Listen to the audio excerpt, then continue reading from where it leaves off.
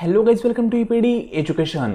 Guys, NTUGC NET, MS SET आणि PET या तीनही एक्झामच्या दृष्टिकोनातून जो कॉमर्स सब्जेक्ट आहे, या कॉमर्स सब्जेक्टसाठी आपण पाहत आहोत एंटायर कोर्स. आणि या कोर्समध्ये आजपासून एक नवीन युनिट आपण सुरू करत आहोत, तो म्हणजे unit 9 legal aspects of a business. आता याआधी आपण 2 ते 3 युनिट पूर्णपणे कंप्लीट केलेले आहेत. ज्या विद्यार्थ्यांनी त्या संदर्भात लेसन पाहिले नसतील त्यांनी आधी ते कव्हर करा, त्यानंतर आजचा लेसन कव्हर करा, कारण सर्व लेसन एका सिक्वेन्समध्ये एका सिरीजमध्ये पाहणं गरजेचं आहे. तर guys, legal aspects of a business या संदर्भात जो सिलेबस आपल्याला NTUGC नेटने आणि सेट डिपार्टमेंटने प्रोव्हाइड केलेला आहे त्याचा ओव्हरव्ह्यू आपण मागील लेसनमध्ये घेतलेला आहे. म्हणजे सिलेबसमध्ये कुठला कंटेंट आहे, कुठले पॉईंट महत्त्वाचे आहेत, कुठल्या पॉईंटला आपल्याला डीपमध्ये कव्हर करायचं आहे हे आपण त्या ठिकाणी कव्हर केलेलं आहे. आणि आजपासून आपण सिलेबस वाईज सर्वच पॉईंट कव्हर करणार आहोत on the legal aspects of a business. तर याचं बेसिक मिनिंग तुम्हाला मी मागील लेसनमध्ये पण सांगितलं होतं. Legal aspects of a business म्हणजे वेगळं तिगळं काहीच नाही. तुम्ही कॉमर्स क्षेत्राच्या आहात आणि कॉमर्सच्या विद्यार्थ्यांना बिझनेस संदर्भात लीगल आस्पेक्टबद्दल माहिती असावी, त्या अनुषंगाने हा युनिट त्यांनी ॲड केलेला आहे. म्हणजे या ठिकाणी आपण जो बिझनेस रन करतोय त्या बिझनेसमध्ये आपण जो बेसिक विचार करणार आहे तो विचार करणार प्रॉफिट किती मिळवायचा. सेकंड आपण विचार करणार त्याचा स्कोप किती वाढवायचा. थर्ड आपण त्या ठिकाणी पाहू शकतो की मार्केट कॅप्चर कशा पद्धतीने करायचं. या गोष्टी आपण बिझनेसच्या अनुषंगाने पाहणार आहोत. पण या व्यतिरिक्त जो सेकंड ॲप्रोच असतो बिझनेसचा तो म्हणजे लीगल. म्हणजे जे काही तुम्ही या सर्व गोष्टी करणार आहात त्या लीगल आहेत की नाही हे आपल्याला या ठिकाणी पाहावं लागतं. त्या गोष्टींना लीगली ॲप्रूव्ह भेटलेला आहे का नाही हे आपल्याला पाहावं लागतं. जर लीगली त्या गोष्टी ॲप्रूव्ह नसतील तर बिझनेस तुम्हाला बंदही करावा लागू शकतो. म्हणून बिझनेस संदर्भात जे काही लीगल आस्पेक्ट असतील, म्हणजे लीगल काही पैलू असतील ते आपल्याला पाहणं गरजेचं आहे. आणि या युनिटमध्ये आपण सर्व गोष्टी बिझनेसच्या लीगल आस्पेक्ट संदर्भात कव्हर करणार आहोत. सिंपल साधं सांगतो. फॉर एक्झाम्पल, बिझनेसचं तुम्हाला नाव ठेवायचं आहे, ठीक आहे. आता नाव ठेवताना तुम्ही काही पण नाव ठेवू शकत नाही. नाव ठेवण्याबद्दल पण काहीतरी तरतुदी आहेत, काहीतरी गाईडलाईन आहेत गव्हर्नमेंटच्या, मग त्या तुम्हाला फॉलो करावं लागतात. मग ह्याच तरतुदी कुठल्या असतात, ह्याच सर्व गाईडलाईन कुठल्या असतात हे आपल्याला या युनिटमध्ये कव्हर करायचं आहे. म्हणजे युनिट काय आहे हे पण तुम्हाला कळणं गरजेचं आहे. त्या अनुषंगाने याचं इंट्रोडक्शन मी तुम्हाला या ठिकाणी प्रोव्हाइड केलं आहे, ठीक आहे. तरी पहा, आपण सुरू केलेला आहे युनिट नंबर 9, तो म्हणजे legal aspects of a business. असे टोटल तुम्हाला 10 युनिट आहेत. सर्व युनिट आपण 1 बाय 1 कव्हर करणार आहोत. आपण आपली इंडेक्स एक वेगळ्या प्रकारची केलेली आहे आणि त्यानुसार आपण सर्व 1 बाय 1 युनिट कव्हर करत आहोत. Legal aspects of a business या संदर्भात लेक्चर आजचं पूर्णपणे पाहण्यापूर्वी तुम्ही चॅनलवर फर्स्ट टाईम असाल तर एक छोटीशी इन्फॉर्मेशन. NTUGC नेट आणि MS सेट एक्झाम या दोन्ही एक्झाममधील जो पेपर 1 ॲज वेल ॲज पेपर 2 कॉमर्स आहे, या दोन्ही पेपरसाठी इन डिटेल कोर्स आपण प्रोव्हाइड करत आहोत. या कोर्समध्ये पेपर 1चा तुम्हाला इन डिटेल सिलेबस कव्हर करून भेटेल, प्लस जे विद्यार्थी कॉमर्स बॅकग्राऊंडचे आहेत त्या विद्यार्थ्यांना कॉमर्स देखील इन डिटेल सिलेबस कव्हर करून भेटेल. म्हणजे या कोर्समध्ये तुमचा नेट आणि सेटचा पूर्णपणे एक्झाम कव्हर करून भेटेल. तर फ्रेंड, हा कोर्स तुम्हाला जॉईन करायचा असेल किंवा या कोर्स संदर्भात अधिक माहिती हवी असेल तर तुम्ही आपल्या व्हॉट्सअप नंबरला मेसेज करू शकता. तो नंबर आहे 9011 36 20 82. या नंबरवर मेसेज करून तुम्ही कॉमर्स क्रॅश कोर्स असे एक मेसेज पाठवा. तुम्हाला इन डिटेल कोर्सबद्दल इन्फॉर्मेशन प्रोव्हाइड केली जाईल.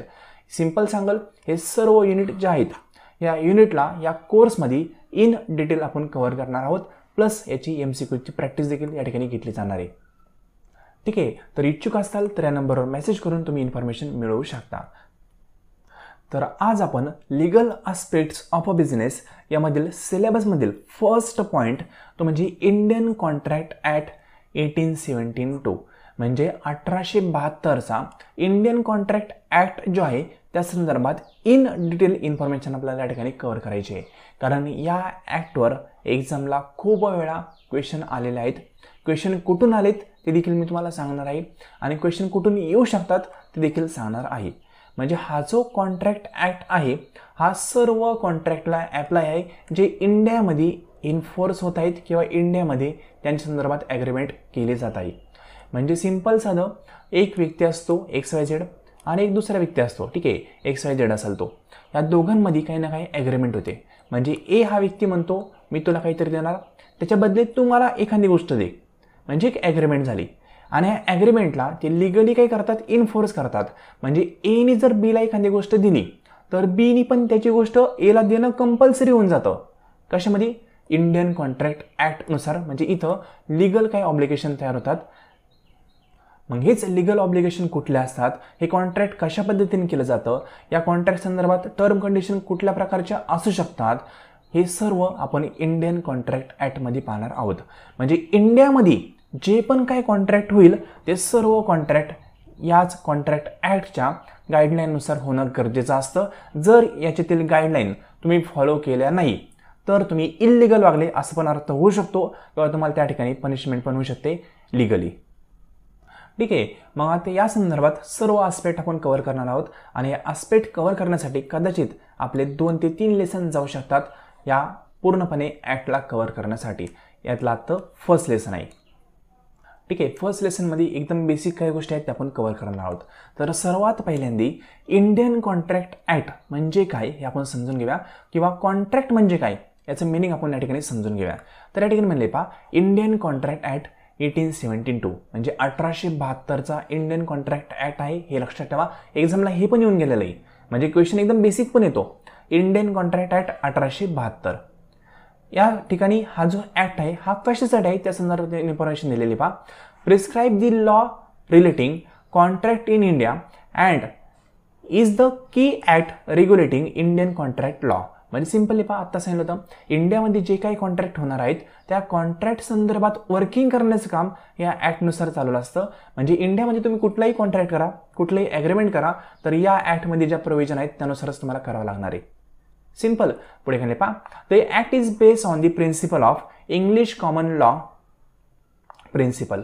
म्हणजे हा जो ॲक्ट आहे हा कशावर बेस आहे, इंग्लिश कॉमन लॉ जो होता ब्रिटिशांचा त्याच्या बेसवर हा ॲक्ट बनवलेला आहे. त्याच्या गाईडलाईन त्यानुसार बनवलेल्या आहेत. सिंपल. हे पण एक्झामला येऊन गेलेलं आहे. नेक्स्ट आहे, it is applicable to all the state of India. म्हणजे इंडियामध्ये ज्या काही स्टेट आहेत त्या सर्व स्टेटला हा कॉन्ट्रॅक्ट ॲक्ट लागू आहे. सिंपल. पुढे खाली पहा, it determine the circumstances in which promise made by the parties to a contract shall be legally binding. आता सांगितलं पहा, म्हणजे या ठिकाणी प्रत्येक गोष्ट तुम्ही जी करताय आणि त्यामार्फत तुम्ही एखादा ॲग्रीमेंट करत असाल किंवा कॉन्ट्रॅक्ट करत असाल, मग ते लिगली बाइंड होतंय का नाही या संदर्भात गाईडलाईन या ठिकाणी दिलेल्या असतात. म्हणजे सिंपल साधं पहा, तुम्ही रोडनी चाललेले आहेत, रोडनी चालत असताना तुम्हाला एखादं पॅकेट सापडलं. ठीक आहे, त्या पॅकेटमध्ये पैसे होते. आज तुम्ही म्हणताल पॅकेट सापडलं, मी घेऊन चालल, ठीक आहे, कोणाचे मला माहीत नाही. पण त्या ठिकाणी तुम्ही लिगली बाइंड होतात. जर तुम्हाला पॅकेट सापडलं तर लिगली ते तुम्ही पोलिसांच्या ताब्यात देणं गरजेचं आहे. त्याचं इन्व्हेस्टिगेशन थोडंफार करणं गरजेचं आहे. कोणाचं असू शकतं हे पाहणं गरजेचं आहे. तुम्ही भेटलं लगेच खिशात घातलं अलाउड नाहीये. जर तुम्ही सापडलं आणि खिशात घातलं तर लिगली तुम्ही तिथं बाइंडिंग होता, तुम्हाला कायदेशीर कारवाई पण होऊ शकते. पहा, म्हणजे पाकिट सापडलं, तुम्ही खिशात टाकलं, काही दोष आहे का, नाहीये. पण तुम्ही प्रयत्नच केला नाही की कोणाचा असू शकतो हे शोधण्याचा, किंवा तुम्ही पोलिसांना कळवलं नाही, तर पोलिसांनी पाकिट शोधल्यानंतर तुम्हाला ते कायदेशीर कारवाई करू शकतात. तुम्ही चोरलेलं नाहीये तरी पण तुम्हाला कारवाई होऊ शकते. का, तर हे कॉन्ट्रॅक्ट तयार झालंय तुमच्यामध्ये आणि त्या पाकिट हरवलेल्या व्यक्तीमध्ये, की पाकिट जर तुम्हाला सापडले तुम्ही त्या पर्टिक्युलर व्यक्तीला ते दिलं पाहिजे किंवा ते शोधण्याचा प्रयत्न केला पाहिजे. ठीक आहे, म्हणजे बेसिक इथं लिगली काय बाइंडिंग गोष्टी असतात ज्या आपल्या सर्कमस्टेन्सेसवर डिपेंड असतात. सिंपल. इथं पहा, under the section 2H the Indian contract act define as a contract as an agreement enforce by law. तर 2H हे जे सेक्शन आहे यामध्ये त्यांनी सांगितलंय की जे कॉन्ट्रॅक्ट आपण करतो त्या कॉन्ट्रॅक्ट करण्यापूर्वी एक ॲग्रीमेंट करतो आणि जी ॲग्रीमेंट लॉनुसार इन्फोर्स झालेले असते त्याला आपण कुठं ना कुठं कॉन्ट्रॅक्ट म्हणतो. सोडून द्या, हे सेक्शन जे आहेत त्या सेक्शनबद्दल इन डिटेल इन्फॉर्मेशन आपण याच लेक्चरमध्ये पाहणार आहोत. फक्त या ठिकाणी तुम्हाला कळालं असेल की इंडियन कॉन्ट्रॅक्ट ॲक्ट कशासाठी आहे. हा ॲक्ट कुठल्या गाईडलाईन मार्फत आलता, तर इंग्लिश कॉमन लॉ याच्यामार्फत आलता. त्याचे प्रिन्सिपल या ठिकाणी वापरले होते, तत्व म्हणतो आपण त्यांना, ते वापरले होते. हा ॲक्ट सर्व स्टेटला ॲप्लिकेबल आहे आणि या ॲक्टमध्ये तुम्ही लिगली बाइंडिंग होता पर्टिक्युलर गोष्ट करण्यासाठी. जसं पाकिटचं उदाहरण सांगितलं, सापडलं तुम्ही लिगली बाइंडिंग आहे, ठीक आहे, ती गोष्ट करण्यासाठी. ठीक आहे ना, म्हणजे सर्व गोष्टींचं कॉन्ट्रॅक्ट कशा पद्धतीचं असू शकतं या ठिकाणी इन्फॉर्मेशन दिलेली या ॲक्टमध्ये. आणखी एक एक्झाम्पल सांगतो तुम्हाला, कन्सेप्ट आणखी क्लिअर होईल. म्हणजे सर्कमस्टेन्सेसच्या बेसवर कॉन्ट्रॅक्ट कसं होतं. फॉर एक्झाम्पल एखादं रेस्टॉरंट आहे, 5 स्टार रेस्टॉरंट आहे, तुम्ही जेवायला गेले, ठीक आहे, जेवायला गेल्यानंतर तुम्ही मेनू कार्ड पाहिलं, मेनू कार्डवरून वेगवेगळे मेनू ऑर्डर केले, मग नंतर वेटर असेल किंवा जो कॅप्टन असेल त्यांनी तुम्हाला सर्व ऑर्डर सर्व केली दिली. आता तुम्ही निघले, हात वगैरे धुतले, निघले घरी, पैसे कोण देणार? तू काय म्हणाल, पैसे कोण देणार? तुम्ही असं म्हणू शकता का, पैसे देणार असं मी म्हणलंच नव्हतं, मी फक्त खायला द्या म्हणलं, असं म्हणू शकत नाही, बरोबर ना. म्हणजे तुम्ही जर मेनू कार्डवरचे आयटम एखादा ऑर्डर करताय तर तुम्ही लिगली त्या ठिकाणी बाइंड होताय पर्टिक्युलर अमाऊंट पे करण्यासाठी. म्हणजे तुमच्या दोघांमध्ये पहा, म्हणजे जो कॅप्टन असेल आणि तुम्ही कस्टमर आहात, तुम्ही त्यांना सांगितलं की आम्हाला ही डिश द्या, त्यांनी डिश तुम्हाला आणून दिली, तुम्ही जेवले, तुम्ही असं म्हणलेच नव्हते की आम्ही याचे पैसे देणार आहेत, तुम्ही फक्त म्हणले खायला द्या आम्हाला, त्यांनी दिलं, पण तुम्ही पैसे देणार हे त्यांनी ॲझ्युम केलं, लिगली तुम्हाला पैसे द्यावाच लागणार, कारण तुम्ही त्या हॉटेलमध्ये बसलेले, त्यांचे नियम, त्यांचे रूल्स, त्यानुसार तुम्हाला त्यांना पैसे पेडच करावे लागणार आहेत. सिंपल. म्हणजे या ठिकाणी कुठलंही ॲग्रीमेंट तुमचं झालं नव्हतं, फक्त तुम्ही मेनू कार्ड पाहिलं आणि वेटरला ऑर्डर दिली, त्यांनी खायला दिलं, कुठलंही ॲग्रीमेंट होतं का? नाही होतं, बरं ना, कुठलीही गोष्ट झालेली नव्हती, पण कायदेशीर तुम्ही पैसे देण्यासाठी तिथं पात्र आहात, तुम्हाला पैसेच द्यावं लागणार आहे.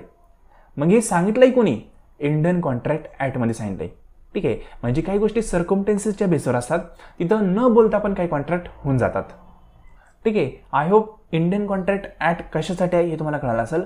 कॉन्ट्रॅक्टला प्रोटेक्ट करण्यासाठी हा ॲक्ट आहे, कॉन्ट्रॅक्ट संदर्भात गाईडलाईन देण्यासाठी हा ॲक्ट आहे. बेसिक मिनिंग आपण पाहिलं आहे, टाईप्स ऑफ कॉन्ट्रॅक्ट वगैरे आपण इन फ्युचर पाहणारच आहोत, don't worry.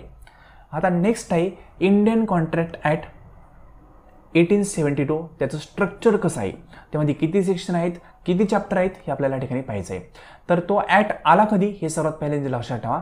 The act was enacted on 25 April 1872. म्हणजे 25 एप्रिल 1872 साली हा ॲक्ट आला आणि हा इन फोर्समध्ये आला 1 सप्टेंबर 1872ला.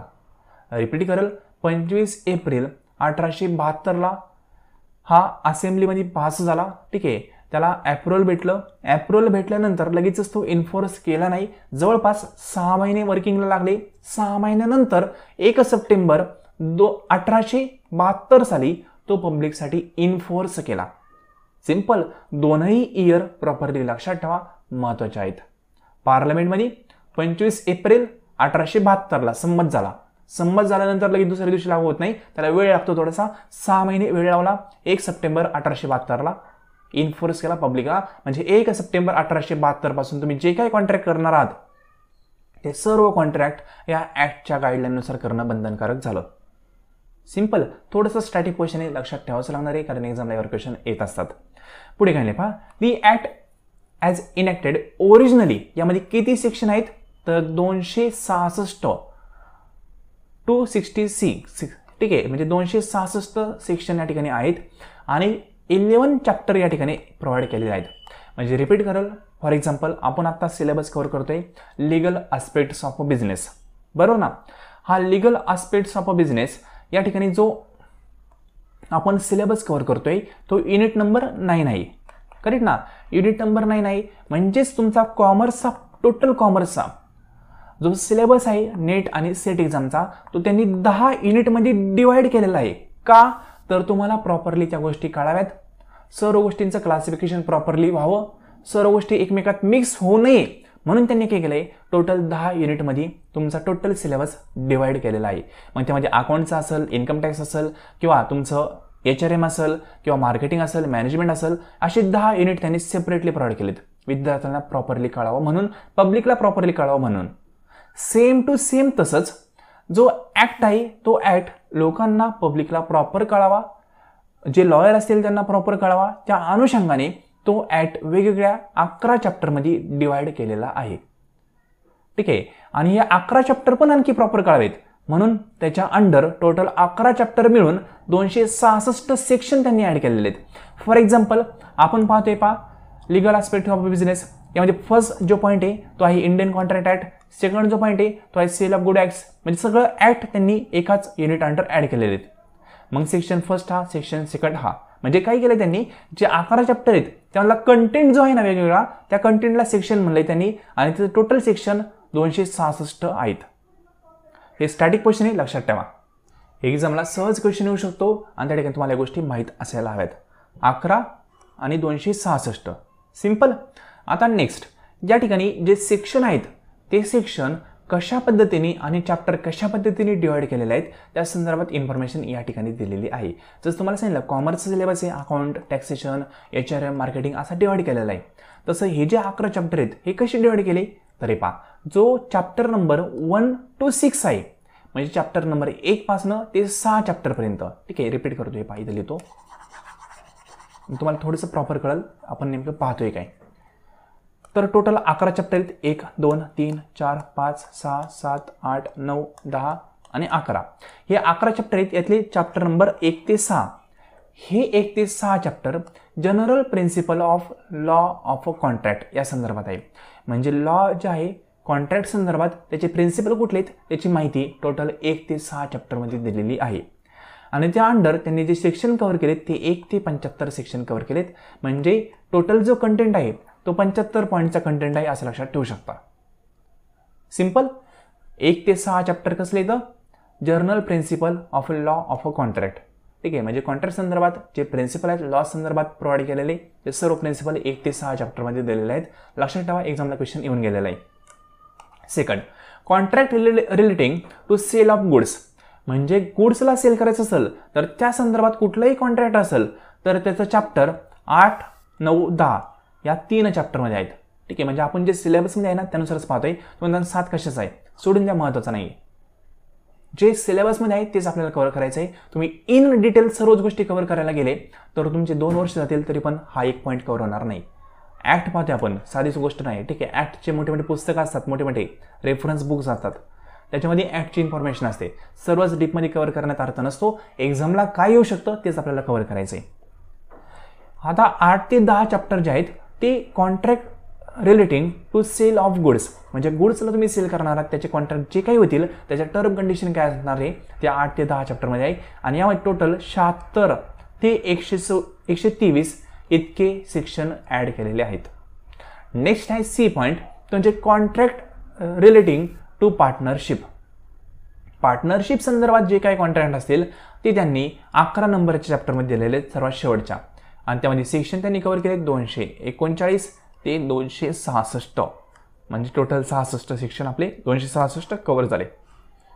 ठीक आहे, बेसिक आहे, जास्त असं अवघड पण नाही. थोडं स्टार्टिंग पोर्शन डेफिनेटली जास्त आहे, पाठांतराला वेळ लागू शकतो पण अवघड असं नाही आहे. ठीक आहे, पहिल्यांदा लक्षात ठेवायचं, पहिल्यांदा लॉचे प्रिन्सिपल असणार आहे. प्रिन्सिपल 1 ते 6 मध्ये असणार आहे. मग तत्व सर्वात पहिल्यांदा असतात. सिंपल ना, 1 ते 6 मध्ये तत्व असणार प्रिन्सिपल.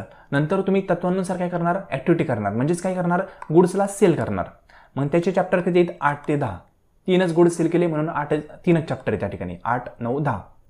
त्यानंतर तुम्ही पार्टनरशिप केली. पार्टनरशिप संदर्भात 11 नंबर चॅप्टर आहे. सिंपल, अवघड नाही. थोडंसं लॉजिक लावून लक्षात ठेवा, प्रॉपरली लक्षात राहील. आता यामध्ये थोडीशी काही अपडेट झालेल्या गोष्टी त्या पण आपल्याला पाहिजेत पहा. तर इथे म्हणले lateral section of a chapter 7 and 11. म्हणजे 7 नंबरचं चॅप्टर आणि 11 नंबरचं चॅप्टर हे चॅप्टर थोडीशी रिप्लेस केले 2 ॲक्टमार्फत. लेजिस्लेशनमध्ये त्यांना रिप्लेस केलं 2 ॲक्टमार्फत. चॅप्टर 7ला त्यांनी रिप्लेस केलं आणि चॅप्टर 11ला पण त्यांनी रिप्लेस केलं. कशा पद्धतीने रिप्लेस केलं तर सेल ऑफ गुड ॲक्ट 1930 म्हणजे 1930 हा सेल ऑफ गुड ॲक्ट आणला चॅप्टर 7 ऐवजी. आणि चॅप्टर 11 ऐवजी आणला त्यांनी इंडियन पार्टनरशिप ॲक्ट 1932. म्हणजे 1932 हा इंडियन पार्टनरशिप ॲक्ट त्यांनी इंट्रोड्यूस केला चॅप्टर 11 मध्ये. चॅप्टर 7 मध्ये sale of good act introduce केला. हे पहा, रिपीट करतो, अवघड काही नाही. इथं कशा संदर्भात होतं, पार्टनरशिप संदर्भात, बरोबर ना. त्याला नाव दिलं त्यांनी चॅप्टर 11. पण पार्टनरशिप संदर्भात खूप सारे आस्पेक्ट आहेत. पार्टनरशिप संदर्भात खूप साऱ्या टर्म कंडिशन खूप साऱ्या गोष्टी आहेत. मग त्यांनी काय विचार केला की एकाच ॲक्टमध्ये या सर्व इन्फॉर्मेशन देण्याऐवजी आपण पार्टनरशिप संदर्भात सेपरेट ॲक्टच लागू करू. मग चॅप्टर 11 जो आहे ना, चॅप्टर 11 तो त्यांनी चेंज केला आणि त्या ठिकाणी डायरेक्टली त्यांनी काय केलं, इंडियन पार्टनरशिप ॲक्ट 1932 हा ॲक्ट इम्प्लिमेंट केला. आणि जो चॅप्टर 7 होता पहा, कुठे गेला, हा पहा chapter number 7 sale of good. ठीक आहे, जो मध्ये म्हणला मी हा कशातच नव्हता पहा. तर कशाचा या सेल ऑफ गुड ॲक्ट त्यांनी डायरेक्टली इंट्रोड्यूस केला 7चा. आणि त्या ठिकाणी सेल ऑफ गुड्स ॲक्ट 1930 हा ॲक्टच आणला. म्हणजे चॅप्टर 7 ऐवजी सेल ऑफ गुड ॲक्ट आणला आणि चॅप्टर 11 ऐवजी इंडियन पार्टनरशिप ॲक्ट आणला. दोनदा तीनदा लेसन पहा, अनलिमिटेड व्ह्यूज आहेत, लक्षात राहतील गोष्टी. एकदाच पाहिलं लक्षात राहणं थोडंसं कठीण होऊ शकतं, पण इतकं पण अवघड नाही आहे. डेफिनेटली पॉझिटिव्ह माइंडनी शांत डोक्याने गोष्टी कव्हर करा, लक्षात राहतील. आता हे झालं पार्श्वभूमी, म्हणजे ॲक्टमध्ये किती सेक्शन आहेत, हा ॲक्ट कशासाठी आहे, ठीक आहे, या ॲक्टमध्ये किती चॅप्टर आहेत, हा ॲक्ट आला कधी, त्याला इन्फोर्समेंट कधी केलं, हे सर्व पॉईंट आपण या ठिकाणी कव्हर केले. आता एक लक्षात घ्या, सेकंड पॉईंट म्हणजे कुठलाही ॲक्ट असो, कुठलाही, फक्त इंडियन पार्टनरशिप असेल किंवा सेल्फ गुड्स ॲक्ट असेल हाच नाही, किंवा लिगल ॲस्पेक्टमधला कुठलाही ॲक्ट असो, त्या ॲक्टचा सेक्शन नंबर सेकंड, रिपीट करतो, कुठलाही ॲक्ट असो, ॲक्टचं जे सेक्शन नंबर सेकंड असतं त्या सेकंड सेक्शनमध्ये त्या ॲक्ट संदर्भात सर्व डेफिनेशन त्यांनी दिलेल्या असतात. ठीक आहे, हाच नाही बरं का, इंडियन कॉन्ट्रॅक्ट म्हणत नाही मी, कुठलाही ॲक्ट असो, जर सेक्शन नंबर सेकंड तुम्ही पाहिला तर तो डेफिनेशनचा सेक्शन असतो. म्हणजे ॲक्टमध्ये ज्या काही महत्त्वाच्या कन्सेप्ट त्यांनी ॲड केलेल्या आहेत त्यांच्या डेफिनेशन त्यांनी सेक्शन सेकंडमध्ये दिलेले असतात. सिमिलरली आपल्याला या ठिकाणी तेच कव्हर करायचं आहे. इंडियन कॉन्ट्रॅक्ट ॲक्ट आहे 1872चा, त्यामध्ये सेक्शन सेकंड आहे, त्यामध्ये पण इंडियन कॉन्ट्रॅक्ट ॲक्टच्या काही डेफिनेशन त्यांनी प्रोव्हाइड केलेल्या आहेत. या सर्व डेफिनेशन आपल्याला प्रॉपर वेने कव्हर करायचे आहेत, कारण यावर एक्झामला खूप वेळा क्वेश्चन येऊन गेलेला आहे. कुठल्या डेफिनेशनचं काय सेक्शन आहे हे तुम्हाला विचारतात.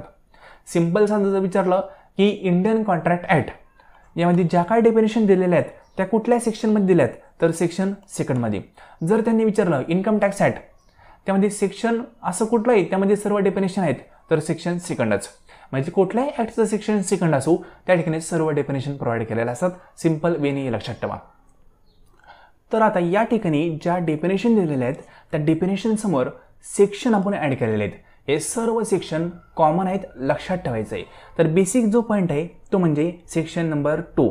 ह्या सेक्शन 2 मध्येच सर्व सेक्शन आपण ॲड केलेले आहेत, सब सेक्शन म्हणतो आपण त्यांना. ठीक आहे, मग फक्त ए असेल इथं, नंतर बी असेल, सी असेल, डी असेल, असे वेगवेगळे याच ठिकाणी सब सेक्शन असतील, ते आपल्याला प्रॉपरली लक्षात ठेवायचे आहेत. रिपीट करल, या पुढचं ए आहे, बी आहे, सी आहे, डी आहे, हे तुम्हाला लक्षात ठेवायचं आहे.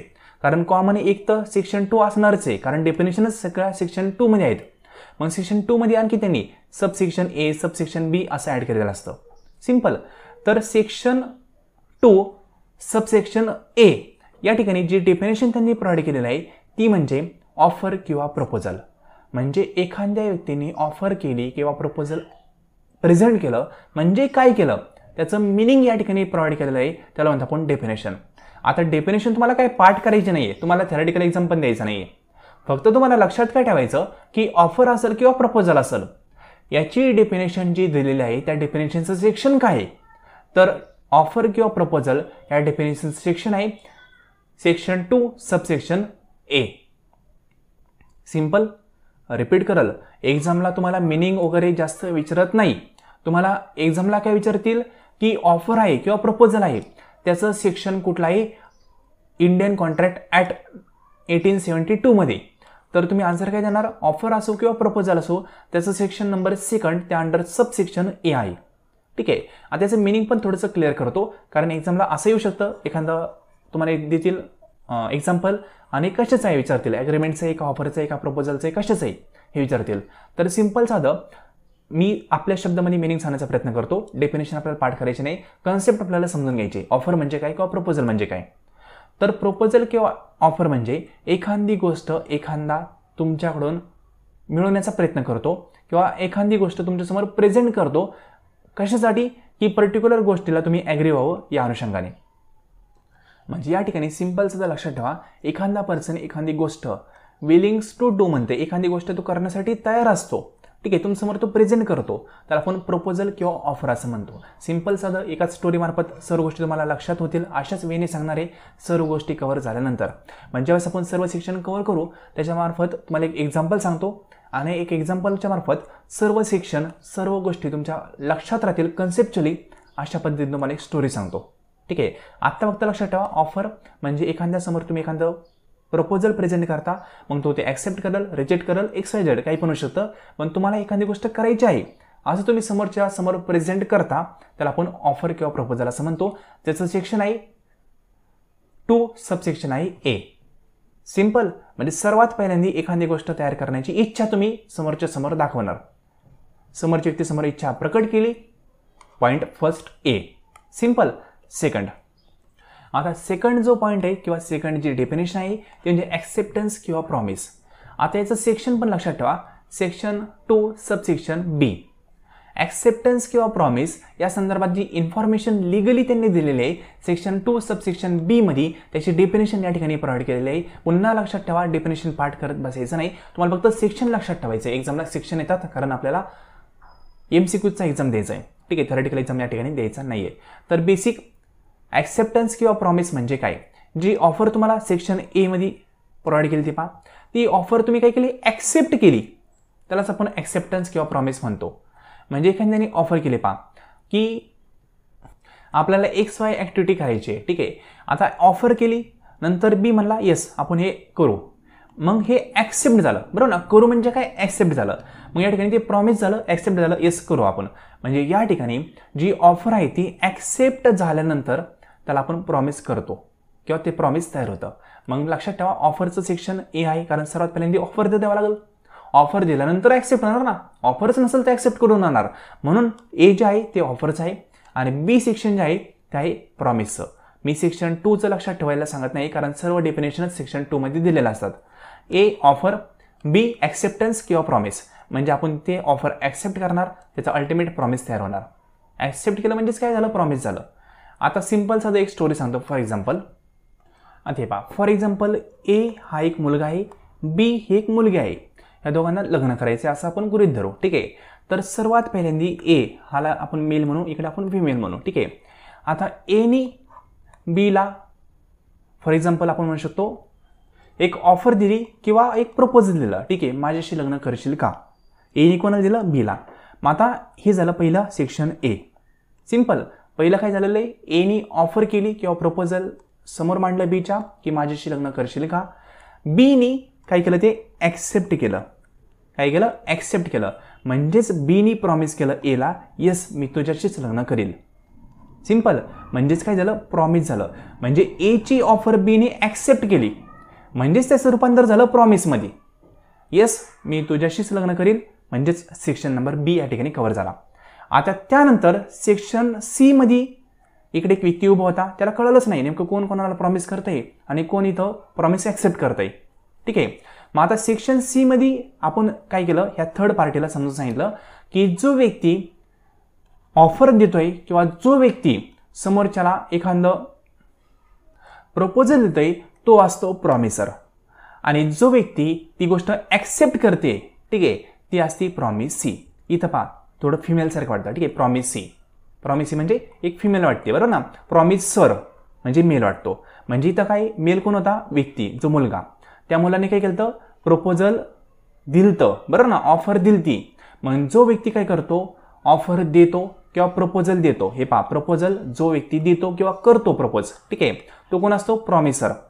आणि जी व्यक्ती म्हणजेच प्रॉमिस सी, बरं ना, फिमेल टाईप वाटतं प्रॉमिस सी, मग जी व्यक्ती त्याला ॲक्सेप्ट करते ती असते प्रॉमिस सी. सिंपल, म्हणजेच कोण, प्रपोजल ॲक्सेप्ट करणारी व्यक्ती, त्याला आपण प्रॉमिस सी म्हणतो. सिंपल. तर 3 सेक्शन तुमचे पाठ झाले असतील पहा, लाईफ टाईम विसरणार नाही अशा पद्धतीने लक्षात ठेवा. रिपीट करतो, पहिला ए व्यक्ती होता तो मेल होता, इकडे बी फिमेल होते, ठीक आहे, हे पहिले मित्रमैत्रिणी होते असं लक्षात ठेवा. ए व्यक्तीने काय केलं, बी ह्या मुलीला म्हणजे ए मुलाने काय केलं, बी या मुलीला एक प्रपोजल दिलं किंवा एक ऑफर केली की माझ्याशी लग्न करशील का. आता ए ॲक्टिव्हिटी झाली प्रपोजल किंवा ऑफरची. नंतर बीने काय रिप्लाय दिला, बी व्यक्ती म्हणली येस मी तुझ्याशीच लग्न करील, माझं प्रॉमिस आहे. मग सेक्शन 2 त्या ठिकाणी कव्हर झाला. नंतर सेक्शन 3 आपण काय ॲड केला, कारण इकडं थर्ड पार्टी एक व्यक्ती पाहत होता यांचं काय चाललंय, त्याला कळणंच काय चाललंय. मग आपण त्याला एक्सप्लेन केलं की जो व्यक्ती प्रॉमिस देतोय ना त्याला प्रॉमिसर म्हणायचं आणि जी व्यक्ती प्रॉमिस ॲक्सेप्ट करते, जी व्यक्ती प्रपोजल ॲक्सेप्ट करते त्याला प्रॉमिस सी म्हणायचं. ह्या सी व्यक्तीला आपण म्हणजेच XYZ व्यक्ती होता थर्ड पार्टी सी व्यक्ती, त्याला आपण ते डिफाईन केलं. म्हणून प्रॉमिसर आणि प्रॉमिसी यांचं मिनिंग सेक्शन 2 सी मध्ये प्रोव्हाइड केलेलं आहे. सिंपल, सेक्शन 2 सबसेक्शन सी, ठीक आहे. आता आय होप तीनही पॉईंट तीनही डेफिनेशन क्लिअर झाले असतील, विथ सेक्शन तुमचं पाठ झाला असेल. मग या ठिकाणी तुम्हाला पुन्हा पुन्हा पाठ करण्याचं म्हणू शकतो ते टाईम आहे तो वेस्ट तुमचा जाणार नाही. अनुषंगाने एक गोष्ट 2दा-3दा रिपीट करून तुम्हाला सांगण्याचा प्रयत्न करतोय. आता 3 डेफिनेशन नंतर जी चौथी डेफिनेशन आहे ती पाहूया. ठीक आहे. तर ते पहा 4 नंबरची डेफिनेशन ती म्हणजे कन्सिडरेशन. कन्सिडरेशनचं सेक्शन आहे डी. आता कन्सिडरेशनचा अर्थ समजून घ्या. कन्सिडरेशन म्हणजे समोरचा व्यक्ती जो ऑफर ॲक्सेप्ट करतोय त्या व्यक्तीला या बदल्यात काय भेटणार. म्हणजे पहा इथं डायरेक्टली मिनिंग सोप्या शब्दामध्ये ॲड केलेलं आहे. Consideration is something of value exchange between the parties to a contract. म्हणजे पार्टींना काय भेटणार, एक्सचेंज काय भेटणार. म्हणजे पहा आपण आपली स्टोरी कंटिन्यू करू. या ठिकाणी पहिला ए मेल होता आणि इकडं बी फिमेल होते. ठीक आहे, मुलगा मुलगी होते. ए हा मुलगा होता, बी ही मुलगी होती. पहिल्यांदा ए या मुलाने काय केलं, सेक्शन ए मध्ये ऑफर दिली आणि ऑफरच्या बदलेत तुम्हाला ही ऑफर ॲक्सेप्ट करणार का. बी या मुलीने काय केलं, ऑफर ॲक्सेप्ट केली म्हणजे सेक्शन बी झालं इथं. ठीक आहे, एला बी मुलगी म्हणली येस मी ऑफर ॲक्सेप्ट करते म्हणजे ॲक्सेप्टन्स. त्यालाच आपण काय म्हणलं, प्रॉमिस म्हणलं. ठीक आहे, म्हणजे बी या मुलीने प्रॉमिस केलं येस मी लग्न करायला तयार आहे. ते झाल्यानंतर पुढं सेक्शन नंबर कुठला आला, सी आला. आता सेक्शन सी मध्ये आपण काय केलं, जो थर्ड व्यक्तीकडे पाहत होते सर्वांचं काय चाललंय दोघांचं. ठीक आहे, मग त्या व्यक्तीला समजून सांगितलं कोण प्रॉमिसर आहे कोण प्रॉमिस आहे हे आपण समजून सांगितलं. मग जो व्यक्ती प्रॉमिस करतोय किंवा आपण असं म्हणू शकतो जो व्यक्ती ऑफर करतोय, ठीक आहे, तर ऑफर करणारा प्रॉमिसर आणि जो व्यक्ती किंवा जी व्यक्ती प्रॉमिस ॲक्सेप्ट करते, जसं प्रपोजल ॲक्सेप्ट करते ती कोण झाली, प्रॉमिस सी. हे आपण सांगितलं समजून, हे सोडून द्या. या दोघांचं मिनिंग प्रॉमिसर म्हणजे कोण, प्रॉमिस सी म्हणजे कोण, त्याची डेफिनेशन सेक्शन नंबर सी मध्ये दिलेली आहे. त्यानंतर आला section number D. Section D आहे कन्सिडरेशनचा. ठीक आहे, आता कन्सिडरेशन म्हणजे काय माहिती आहे का, तर ह्या दोघांचं ठरलं वगैरे, ठीक आहे, लग्न करायचं पळून जायचं XYZ ठरलं सगळं. त्यानंतर कन्सिडरेशनचा अर्थ असा होतो की मुलगी जी लग्न करणार आहे ती म्हणजे मी तुझ्यासोबत लग्न करते पण मला काय भेटणार. ठीक आहे ना, एने सर्व दिलं, ऑफर दिली, सर्व केलं XYZ, पण बी ही मुलगी म्हणली की मी लग्न केल्यानंतर मला काय भेटणार. ए मुलगा भेटणार म्हणला की तुला दागिने भेटतील, ठीक आहे, सोनं भेटेल, सर्व भेटेल, म्हणजेच काय कन्सिडरेशन. ए व्यक्तीची ऑफर, ए व्यक्तीचं म्हणणं बीने ॲक्सेप्ट केलं, मुलीने ॲक्सेप्ट केलं, ठीक आहे, पण बीला भेटणार काय, मुलीला काय भेटणार, तर दागिने भेटणार, सर्व भेटणार. म्हणजे कन्सिडरेशन काय भेटणार, समोरच्या पार्टीला काय भेटणार. ठीक आहे, त्याला आपण म्हणतो कन्सिडरेशन. कारण एचं काय होतं, बेसिकली ऑफर होती आणि ती ऑफर बीने ॲक्सेप्ट केली. फ्री कोणी काय ॲक्सेप्ट करणार आहे का, नाही, मला काहीतरी भेटलं पाहिजे याच्या बदल्यात. मग कन्सिडरेशन म्हणजे काय, something we want to return. ठीक आहे, म्हणजे काहीतरी बी या मुलीला वाटलं आपल्याला काहीतरी भेटलं पाहिजे ए कडून. मग ए व्यक्ती म्हणला तुम्ही तुला याच्या बदल्यात दागिने वगैरे सर्व देणार, ठीक आहे, प्रॉपर्टी देणार, सर्व देणार. म्हणजेच काय, या ठिकाणी जी व्हॅल्यू एक्सचेंज होते बिटवीन कॉन्ट्रॅक्टर पार्टीज, ठीक आहे, ज्या पार्टीज असतील दोघांमध्ये जी व्हॅल्यू एक्सचेंज होणार आहे त्याला म्हणतो आपण कन्सिडरेशन. सिम्पल, म्हणजे बी व्यक्तीला काहीतरी समथिंग रिटर्न देणार, ए व्यक्ती, त्याला आपण कन्सिडरेशन म्हणतो. याचं सेक्शन नंबर डी हे आहे, लक्षात ठेवा. त्यानंतर सेक्शन नंबर ई, म्हणजे section actually section number 2 subsection E असं म्हणतात त्याला. मी डायरेक्टली ई म्हणतोय कारण हे तर कॉमन आहे. ई मध्ये काय, ॲग्रीमेंट. ती म्हणली येस, अरे वा, सोनं वगैरे भेटणार, सर्व भेटणार, ठीक आहे. मग ए हा मुलगा आणि बी ह्या मुलीमध्ये एक ॲग्रीमेंट झालं, त्याला आपण सेक्शन ई म्हणू. ॲग्रीमेंट म्हणजे काय, कधी लग्न करायचं, कुठे करायचे, कसे करायचे, सगळं ठरलं, डॉक्युमेंटरी सर्व गोष्टी फायनल केल्या. ॲग्रीमेंट सिम्पल, साईन नाही केल्या, फक्त फायनल केल्या सर्व गोष्टी, त्याला आपण ॲग्रीमेंट म्हणतो. म्हणजे आता मुलीला पण पटलं, आपल्याला सोनं देतोय, प्रॉपर्टी देतोय, आपण लग्न करायला फायनली हरकत नाही आहे. मग दोघांमध्ये ॲग्रीमेंट झालं, सर्व गोष्टी ठरल्या, टाईम, प्लेस, वेळ सगळं ठरलं. सिम्पल, म्हणजे ई सेक्शन. मग ॲग्रीमेंट होतं कसं, तर ॲग्रीमेंट हे प्रॉमिस प्लस कन्सिडरेशन या दोन्ही गोष्टी मिळून होतं. ठीक आहे, म्हणजे प्रॉमिस पण केलं आणि कन्सिडरेशन पण केलं. आपण सेक्शन दोन्ही पण वरती कव्हर केलेले आहेत. दोन्ही एकत्र झाले तर ॲग्रीमेंट तयार होते. मग दोघांची मिळून ॲग्रीमेंट तयार झाली सेक्शन नंबर ई मध्ये. कळलं, ॲग्रीमेंट लक्षात ठेवा कशी होते तयार. Agreement is equal to promise plus consideration. पहिल्या सर्व गोष्टींना ॲक्सेप्टन्स भेटलेलं आहे दोघांमार्फत, म्हणून ॲग्रीमेंट तयार झालेलं आहे. Without promise, without consideration agreement तयार होत नाही. जर फॉर एक्झाम्पल इथं पहा, डी कशाचं होतं, कन्सिडरेशन सेक्शन होतं. डी मध्ये मुलगीने विचारलं मुलाला मला काय भेटणार. जर मुलगा म्हणला असता की तुला काहीच भेटणार नाही, मी भेटतोय बास झालं, तर लग्न झालं असतं का, नसतं. पण ए म्हणला की येस तुला मी दागिने वगैरे बंगला प्रॉपर्टी सर्व देणार, म्हणजे कन्सिडरेशन त्या ठिकाणी होतं म्हणून ॲग्रीमेंट झालं. नाही तर मुलगी म्हणली असती मी लग्न करायला तयार नाही. ठीक आहे, आय होप कळालं असेल. आता थोडंसं पुढे जाऊया. डेफिनेशन नंबर 6 ते म्हणजे रिसिप्रोकल प्रॉमिस. रिसिप्रोकल प्रॉमिस म्हणजे काय हे पहा. या दोघांचं इथं ॲग्रीमेंट झालं ईमध्ये, नंतर इथेच येतो मी ए, नंतर इथं रिसिप्रोकल प्रॉमिसचा सेक्शन आहे एफ. ठीक आहे, इथं बी. आता रिसिप्रोकल प्रॉमिस म्हणजे काय. ए म्हणला की तुला दागिने देणार, सर्व देणार, बंगला देणार, प्रॉपर्टी देणार, पण तू माझ्या घरासाठी काय देणार. मग त्याने पण मुलीला विचारलं ठीक आहे मी तुला सर्व देणार, पण तू पण माझ्या घरासाठी काय देणार. बी म्हणली येस मी तुझ्या घराच्यांना सर्वांना प्रॉपरली सांभाळलं, ठीक आहे, सर्वांचं मन जिंकल वगैरे XYZ. म्हणजे रिसिप्रोकल प्रॉमिस. रिटर्न तुम्हाला परत काय देते. ठीक आहे, म्हणजे जे ॲग्रीमेंट झालं होतं, जी ऑफर झाली ती, जे कन्सिडरेशन होतं, त्या कन्सिडरेशनच्या बदल्यात मला काय भेटणार. मग ती काय म्हणली मी तुझ्या घरच्यांना वगैरे सर्वांना मान देईल, सर्वांना प्रॉपरली सांभाळेल. Reciprocal promise. स्टोरी पाहिजे पहा. सर्व सेक्शन ए पासून तर एपर्यंत आपण पोहोचलोय. प्रॉपरली तुम्ही ही स्टोरी नोट डाऊन करून ठेवली, लिहिली तर आयुष्यभर हे सेक्शन विचारणार नाही याची गॅरंटी. कारण सेक्शनला कन्फ्युजन होतं. ज्यावेळेस एक्झामला विचारतात ना रेसिप्रोकल प्रॉमिसचं सेक्शन काय, मग ऑप्शन असतो ए, बी, सी, डी, कुठलंही माहितीच नसतं, कन्फ्युजन होऊन जातं. कन्फ्युजन होऊ नये म्हणून स्टोरी वाईज सर्व लक्षात ठेवा, लाईफ टाईम लक्षात राहील. ठीक आहे, मग रेसिप्रोकल प्रॉमिस हे मुलीमार्फत मुलाला दिलेलं आहे की येस मी तुझ्या घरच्यांना वगैरे प्रॉपर सांभाळेल सर्व गोष्टी. म्हणजे consideration part of the consideration of each other. म्हणजे कन्सिडरेशनचा परत पार्ट एकमेकांना जो रेसिप्रोकल प्रॉमिस म्हणून आपण कन्सिडर करतो. त्यानंतर आता इथपर्यंत स्टोरी लक्षात ठेवा. जो पुढचा पॉईंट आहे तो म्हणजे वाईड ॲग्रीमेंट. आता हे दोघं जे ठरवत आहेत सर्व गोष्टी दोघांनीच मिळून ठरवल्यात, घरच्यांची परमिशन घेतली नाही, काहीच नाही केलं.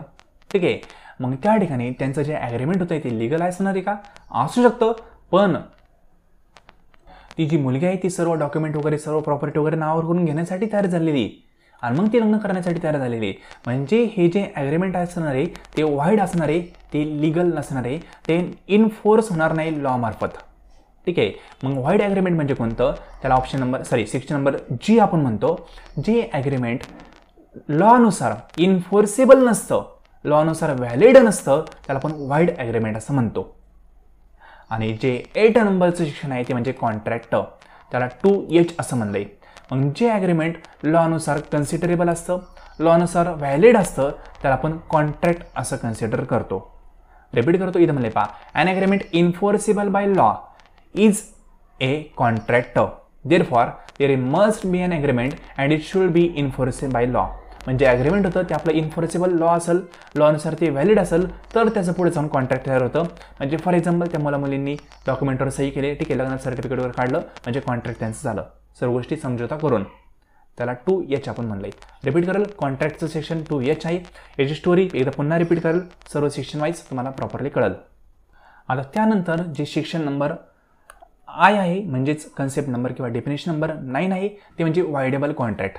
डोंट वरी, तुम्हाला सर्व सेक्शन लक्षात राहतील अशा पद्धतीने मी एकदा पुन्हा स्टोरी रिपीट करणार आहे. वायडेबल कॉन्ट्रॅक्ट त्याचं सेक्शन आहे 2 सबसेक्शन आय.